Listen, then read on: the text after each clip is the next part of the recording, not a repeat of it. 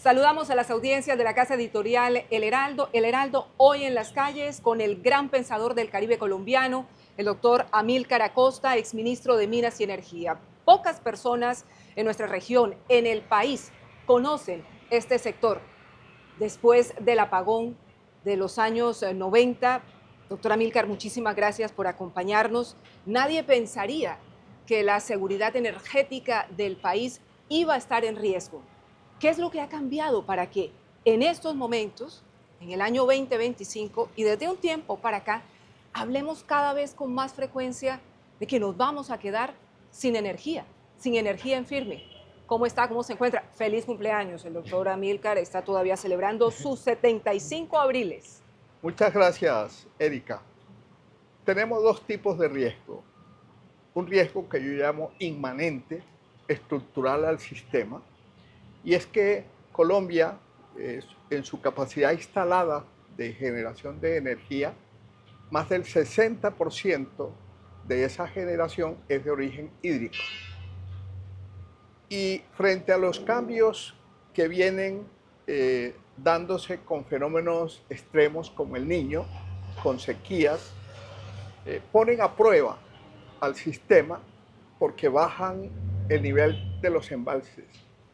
Y desafortunadamente en Colombia, de los 26 embalses que le sirven a las hidroeléctricas, solamente uno de ellos, que es el del Peñol, que sirve a la hidroeléctrica de Guatapé, tiene una capacidad de generación a más de un año sin lluvias. Los demás solamente resisten 4 meses. Ese es un riesgo que tenemos allí inmanente. Pero tenemos otro riesgo que es inminente. Y ese riesgo inminente tiene dos componentes. El uno tiene que ver con el atraso en la ejecución de los proyectos tanto de generación como de transmisión en el país, que nos tienen en este momento. No estamos hablando del año entrante ni del 2027. Hoy tenemos un déficit de casi un 2% de la oferta de energía en firme.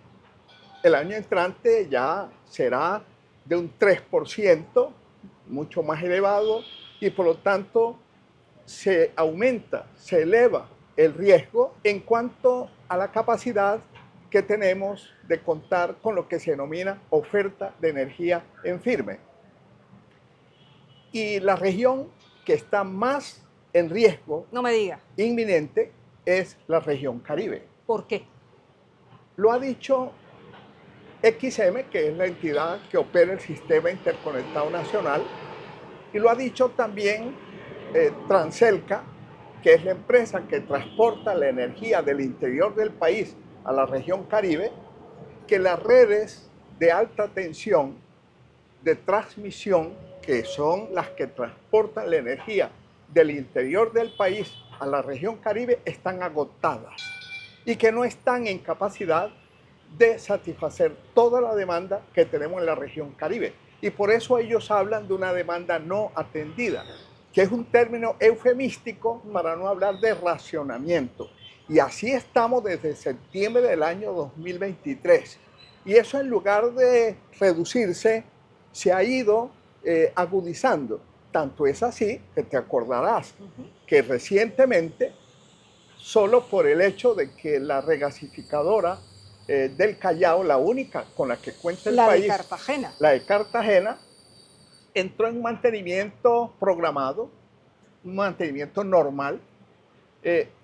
Tuvimos en riesgo de un racionamiento de energía y el Ministerio de Minas y Energía se movió y, haciendo de tripas corazón, terminamos pasando rasantes, pero sobre la base de racionarle el gas a la industria. Así estamos. Entonces, en estas circunstancias en las que estamos actualmente, sabemos que después de una niña, que es en lo que hemos venido, viene el niño. Viene el niño. No estamos preparados para un niño. Si ese niño llega el año entrante, yo le podría asegurar que vamos a tener racionamiento eléctrico en el país. Y yo le creo, doctor Amílcar, porque estamos atravesando una tormenta perfecta. Esa tormenta perfecta la ha descrito usted muy bien. Hay una creciente demanda, y eso no es un asunto solo de Colombia, hay una creciente demanda derivada precisamente de todas esas necesidades alrededor de las tecnologías modernas, de la inteligencia artificial y demás. Y pese a ello, los proyectos no entran, muchos proyectos de energías renovables, con lo cual la matriz está estresada en general y la situación no se resuelve. Incluso me atrevería a decir que no se atiende con la celeridad. Hace poco el Contralor General volvió a insistir en una advertencia que había hecho un año atrás y el gobierno no toma las decisiones del caso. Entre otras cosas, la energía, y usted lo sabe muy bien, todos los proyectos se construyen a mediano y a largo plazo. Esto no tiene soluciones mágicas. El desabastecimiento es inminente, pero además también la pérdida de confianza de los inversionistas. Entonces, ¿cómo empezar a resolver toda esta situación que nos expone enormemente a los usuarios? Además, con tarifas muy altas, tarifas que están amarradas, no como muchas veces nos dicen, a distintos componentes del sistema, sino a que hay una estrechez entre esa oferta y la demanda porque no tenemos energía en firme. Ahí podríamos hablar de lo urgente y de lo importante. Lo urgente es que definitivamente se destrabe la ejecución de los proyectos en curso, particularmente los 16 parques eólicos de La Guajira. Los primeros de ellos han debido entrar en el 2022, a la fecha no ha entrado ninguno. Y esto además tiene una incidencia en los precios y en las tarifas de energía, por dos razones. Una, porque al no entrar a esos 2.400 megavatios de los 16 parques eólicos que está requiriendo el sistema, está, como tú lo has dicho, el sistema está estresado. Y ese estrés del sistema presiona al alza las tarifas de energía. Y en segundo lugar, porque de entrar los parques eólicos, estaríamos generando energía mucho más barata, porque la energía eólica es más barata incluso que la energía hídrica, y eso podría contribuir también a abaratar los precios y en consecuencia bajarían las tarifas. No hay una fórmula mágica para bajar las tarifas de energía. Mientras haya más demanda que oferta, la tendencia de los precios y las tarifas es a subir. Y cuando tengamos más oferta que demanda, forzosamente los precios y las tarifas tendrán que bajar. Eso es lo urgente y lo importante a tener en cuenta, sobre todo, y déjeme, le añado esto que me parece de la mayor importancia. Muchos agentes del sector se quejan de que no hay garantías de una política pública estable. Hay un cambio permanente de las reglas de juego en la CREC, en general en todas las medidas regulatorias, con lo cual yo tengo esta platica, ¿invierto o no invierto? Eso que tú acabas de decir tiene que ver con lo importante. Lo importante es que a futuro es absolutamente indispensable que se hagan subastas tendientes a ampliar la capacidad de generación del país, sobre todo previendo que la demanda en el mundo y en Colombia en particular va a crecer exponencialmente hacia los próximos años. Y un proyecto de generación, cualquiera que él sea, se toma sus años de maduración y de ejecución. Entonces, se abrió recientemente una subasta que se va a cerrar hacia marzo a mayo del año entrante. Pero ¿qué sucede? Por un lado, se expidió a finales del año pasado una resolución por parte de la CREC, modificando todo lo que tiene que ver con el llamado precio de escasez. Establecieron una dualidad de precios de escasez según la tecnología, que, dicho por los interesados en invertir en este sector, desincentiva la inversión que requiere este sector y que no viene del presupuesto nacional. Además, esos son recursos que vienen es el llamado del cargo por confiabilidad. Privado. Ese es uno, el que menciono. Y el cargo por confiabilidad adicionalmente es otro aspecto. Aquí se ha dicho por parte del Ministerio de Minas y Energía que es que el cargo por confiabilidad es como una clavija que le están metiendo a los usuarios, cuando la realidad es que el cargo por confiabilidad es un seguro que nosotros tenemos, en el sentido de que se remunera a quien invierta en esos proyectos sobre la base de que a ellos se les va a reconocer la disponibilidad a través de un pago que se le hace, que está incluido desde luego en la tarifa.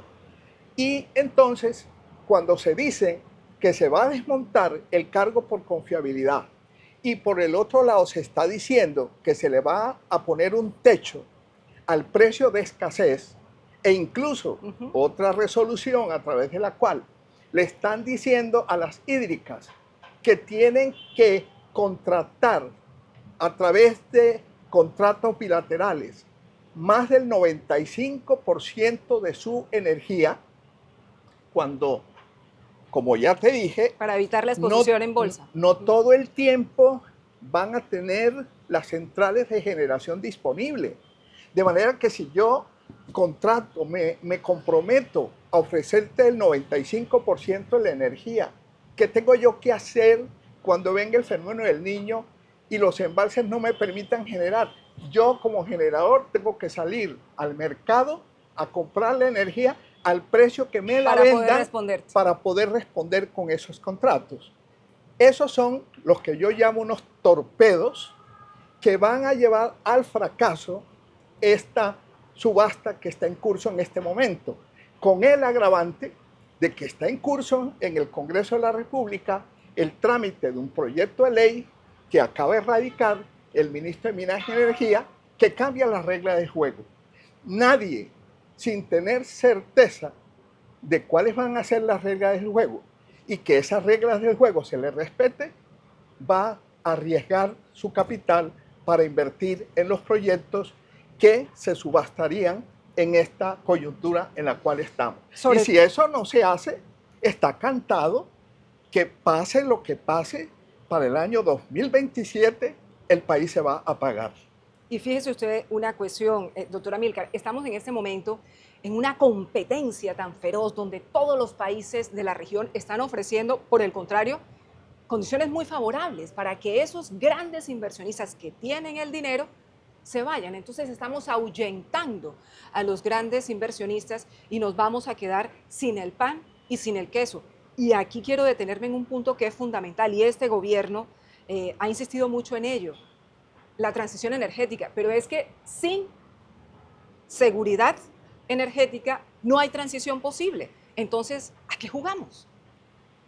Mira, Erika, la cifra habla por sí sola. Año 2022, de acuerdo con el Foro Económico Mundial, que ellos monitorean el desempeño de más de 140 países en el desempeño de la transición energética, Colombia ocupaba el puesto 29 a nivel global y en el tercer puesto a nivel de América Latina. ¿Y eso gracias a qué? A la expedición de la Ley 1715 del 2014, que la expedimos siendo ministro, iniciativa del senador Name. Se expidió la Ley 2099 del año 2021 y entre el año 2019 y 2021 se hicieron las subastas en las que se asignaron 2.400 megavatios de generación eólica. Eso nos valió ese posicionamiento. El último informe que salió hace 3 meses, Colombia ya ocupa el puesto 38 a nivel global y el puesto 6º a nivel de América Latina. Es decir, que no solamente no hemos avanzado, sino que hemos retrocedido. A pesar de que nos venden un discurso totalmente distinto, diciendo que tenemos cada vez más incorporación de energía renovable. Sí, es que la transición energética se ha convertido en el mantra de este gobierno. Claro. Pero lo único que puede mostrar el gobierno a la fecha del día de hoy es lo que se ha avanzado en las granjas solar fotovoltaicas, que ya estamos superando los 2 gigas, pero muy distante de los 6 gigavatios que prometió el presidente Petro que le incorporaría a la matriz eléctrica en Colombia. o sea, la tercera parte. Ahí hay una deuda pendiente, pero además hay un riesgo enorme porque poner todos los huevos en esa canasta de las energías renovables, como lo vimos en España, como lo hemos visto en otros países, evidentemente eso origina unas distorsiones en el sistema que provocan ese tipo de apagones. Aquí hemos demostrado y tenemos la energía en firme y de manera histórica de las térmicas satanizadas, las hidroeléctricas también de alguna u otra manera satanizadas. Entonces, ¿cuáles son las alternativas reales? Porque es que las urgencias no dan espera frente a la demanda, insistimos, que crece y crece sin parar en el país. Tú planteas un tema que hoy por hoy está en el radar de todos los países. Ya hoy en el mundo no se está hablando tanto de transición energética entendida como sustitución, como reemplazo, como desplazamiento de las fuentes convencionales. Hoy se está hablando de agregación energética. ¿Qué quieren decir con esto? Que como ya lo dijimos anteriormente, la demanda va a crecer, o mejor, ya está creciendo exponencialmente en el mundo y Colombia no se puede desacoplar de esa realidad. Esto hace que la demanda de energía va a sobrepasar las nuevas capacidades que se están dando con las fuentes no convencionales. Y por lo tanto vamos a necesitar todas las tecnologías. Tenemos hídricas, que hablar térmicas, renovables. Tenemos que hablar de complementariedad. Tenemos que hablar de complementariedad. Y gradualidad también, doctora Claro, Milton. porque es que las energías renovables están llamadas a servir de respaldo a las no renovables. Y a su vez, las no renovables están llamadas a servir de respaldo a las renovables. Tanto más en cuanto que las renovables son intermitentes. Entonces, las únicas fuentes de energía que pueden ofrecer en firme energía es la térmica y la hídrica.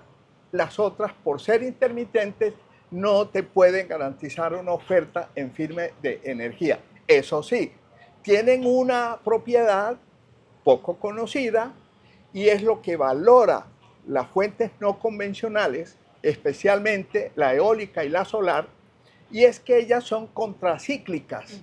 ¿Qué quiere decir esto? Que cuando el verano es más intenso y es más fuerte el verano, es cuando tenemos más viento y más velocidad del viento para generar energía eólica. Y es cuando tenemos más horas de sol y mayor radiación solar para generar energía solar fotovoltaica. De manera pues que hay una estrecha correlación entre unas energías y otras. No podemos prescindir de la una para depender de la otra. Complementariedad, esa es la clave, no exclusión, porque si seguimos con ese dogmatismo frente a la energía, pues mal vamos. Entre otras cosas, ya hemos perdido la soberanía energética en el tema del gas por la falta de exploración y por la falta de decisiones claras alrededor de este tema, doctora Milka, y lo vamos a pagar.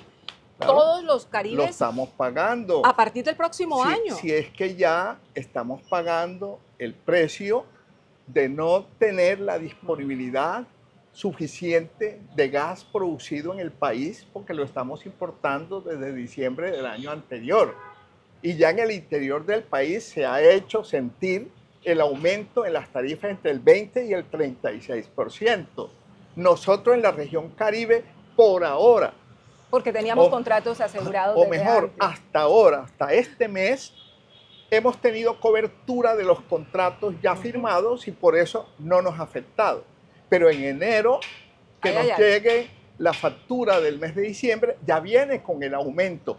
Y este aumento va a ser mayor en los años venideros, porque hoy estamos importando 44 millones de pies cúbicos diarios. Pero el año entrante ya vamos a tener que importar 120 millones de pies cúbicos diarios. Y en el año 2027 ya estamos por los 400 millones de pies cúbicos diarios. Entonces, cuanto mayor sea el componente de gas importado para el abastecimiento nacional, mayor va a ser las tarifas. Pero te digo algo muy importante que nos debe servir de lecciones a nosotros. La crisis energética en Europa que todavía no han podido terminar de superarla, nos deja 3 lecciones. A ver. La primera de ellas es que la transición energética no debe poner en riesgo la seguridad energética. Eso le pasó a Alemania. Alemania dijo, yo tengo suficientes renovables, entonces apagó las térmicas, incluso apagó los reactores nucleares. Cuando se vieron a gatas porque no era suficiente la capacidad instalada que tenían de renovables para el crecimiento de la economía, tuvieron que volver a prender las térmicas. Se les apagó la locomotora a Europa. ¿Y a qué costo? Claro. Eso llevó a que los precios del carbón, que habían llegado en el año 2020-2022 a $50 la tonelada, sobrepasaron los $400 la tonelada. Y eso, lógicamente, elevó los precios, elevó las tarifas y vino una inflación brutal en toda Europa que se transmitió al resto del mundo. Primera lección, no debe ponerse en riesgo, la transición energética no debe poner en riesgo la seguridad energética. Segundo, que tan importante como la seguridad energética es la soberanía energética. Allá llegaron a depender más del 40% del suministro de gas de Rusia. Claro. Estalló la guerra entre Rusia y Ucrania. Y le cerró la llave. Le cerraron la llave. Claro. Y quedaron colgados de la brocha. Y la tercera, que es muy importante, es que la energía más costosa es aquella de la que no se dispone justo en el momento en que se requiere. Eso ya lo estamos viviendo en Colombia con el gas. Es increíble, la verdad, porque aquí tenemos el gas, pero no hay voluntad política ni decisiones técnicas, sino solo ideológicas para abordar una crisis que ya la estamos viviendo. No es que va a pasar, como usted bien decía, el próximo año, al que viene más arriba, ya es una realidad en este momento. Doctora Amílcar, una pregunta final. ¿Cómo ve Aire en todo este contexto? Porque evidentemente, en la medida en que escasee esa energía en firme, Aire acaba de conseguir unos contratos, afortunadamente, porque Aire intervenida, claramente, ha hecho maniobras, al fin y al cabo ya podrían, ¿no? Está el superintendente, el ministro, Palma, exagente interventor. Pero ¿qué garantías tenemos realmente, de acuerdo con su visión, porque usted analiza todos los hechos, qué garantías tenemos? Departamento de La Guajira, Departamento del Magdalena, Departamento del Atlántico, acerca de la continuidad de Aire, porque realmente es el modelo el que se pone en cuestionamiento frente a esta situación en la que no superamos nuestras propias contradicciones en materia de una empresa eficiente, prestadora del servicio de energía para esos 3 departamentos. Bueno, Aire se quedó sin aire. Sí, hace rato. En septiembre del año pasado, justamente por insolvencia, falta de liquidez y de caja, la propia empresa le pidió a la superintendencia que la interviniera. ¿Cuál es el fin de la intervención? Darle la solvencia, la liquidez y la caja que no tenía. Y la superintendencia, que es la que hace la intervención y nombra un agente interventor, se declara también insolvente, ilíquida y sin caja. Y esto, lógicamente, ha agravado la situación de Aire con un agravante. Primero, que la situación de Aire no es solo de Aire. La crisis de Aire es la punta del iceberg, porque esa misma crisis financiera que tiene Aire la tienen las demás empresas, Afinia y las demás del centro del país. ¿Por qué razón? Porque tiene un lastre allí, que es la deuda por la opción tarifaria, que el gobierno Petro se comprometió en mayo del año pasado que la iba a asumir. Y está la deuda que tiene el gobierno con los subsidios. Cada mes, Erika, las empresas prestadoras del servicio le descuentan a sus usuarios de los estratos 1, 2 y 3 el valor del subsidio. ¿A cuánto asciende eso? A 300.000 millones de pesos mensuales.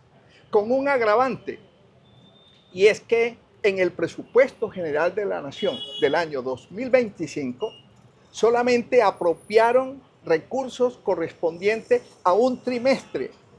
Es decir, que así el gobierno dispusiera, tuviera la voluntad política de pagar los subsidios de los 3 trimestres restantes, no lo podría hacer porque no tiene respaldo presupuestal. Eso es a lo que viene a dar lugar, y es lo que han advertido tanto el Contralor como el Procurador General de la Nación, el riesgo que se produzca un efecto dominó. ¿Por qué? Claro. Porque al no contar con flujo de caja, tienen dificultades para pagarle a los generadores la energía comprada. Y resulta que los generadores tienen sus propias obligaciones, tienen sus propios proveedores, tienen sus obligaciones bancarias y tienen que comprar en cash el gas en el caso de las generadoras térmicas.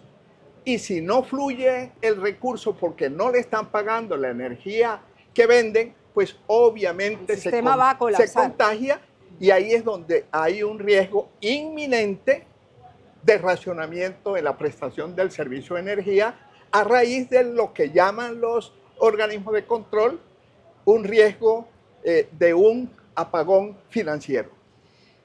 Quizás ante este diagnóstico que de manera tan acertada usted ha elaborado, doctora Amílcar, solo me restaría preguntarle, ¿por qué no estamos hablando todos los días de este tema y por qué los candidatos o precandidatos presidenciales no se ocupan de este asunto que verdaderamente es una bomba? Porque si nos quedamos sin energía, ¿qué va a pasar con la industria? ¿Qué va a pasar con el comercio? Si nos quedamos sin gas, ¿qué va a pasar con los hogares colombianos? Porque es el energético más barato del que dependen millones de familias en el país.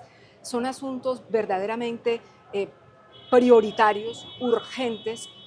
Ya tenemos claro que el gobierno no tomó las decisiones ni las va a tomar. El gobierno se va y deja armado este polvorín. Ya está de retirada. Y desafortunadamente la situación es compleja, porque más allá de la voluntad que puedan tener los actores energéticos, la realidad es una sola. El desabastecimiento es posible si no se adoptan decisiones urgentes. ¿Qué podemos esperar de los próximos meses? Lo que toca esperar es que el próximo gobierno, cualquiera que sea, tenga la voluntad política para enfrentar esta problemática e implementar soluciones. Porque es que lo que está pasando con el sector energético es lo más parecido a lo que está pasando con el sector salud. Aquí estamos en presencia de una crisis inducida por parte del gobierno, que ha mostrado claramente una hostilidad frente a los agentes de la cadena.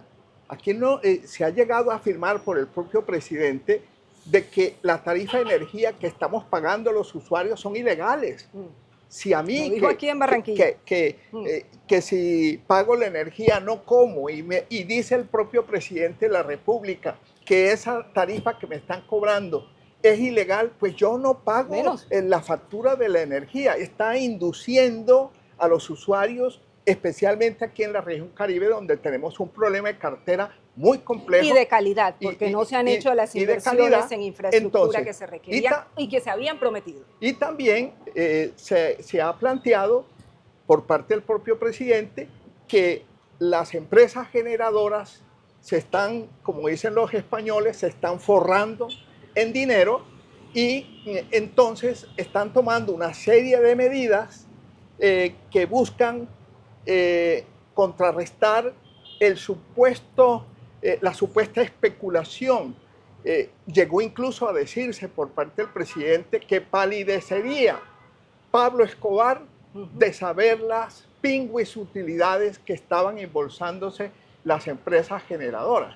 En esas condiciones, lo que está faltando son fundamentalmente dos cosas que deberá encarar el próximo gobierno. Primero, restablecer la confianza inversionista. Y en segundo lugar, restablecer la seguridad jurídica que se han perdido en este país.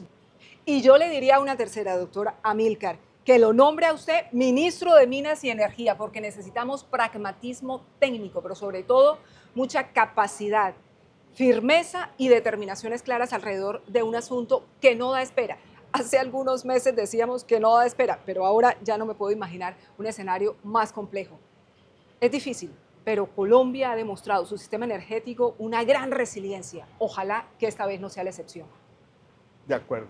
Esperemos que así sea. Doctora Amílcar, me encanta verlo. Bueno, Cuídese igualmente. mucho. Muchas gracias. La vida maravillosa, Sigue. eso sí, es lo más importante. Muchísimas gracias también a todas las audiencias de la Casa Editorial del Heraldo por habernos acompañado en este Heraldo en las calles. Este nuevo formato que ofrecemos para todos ustedes aquí con nuestro clima, que llueve, que hay sol, pero sobre todo estamos cerca de todos ustedes, de nuestras audiencias.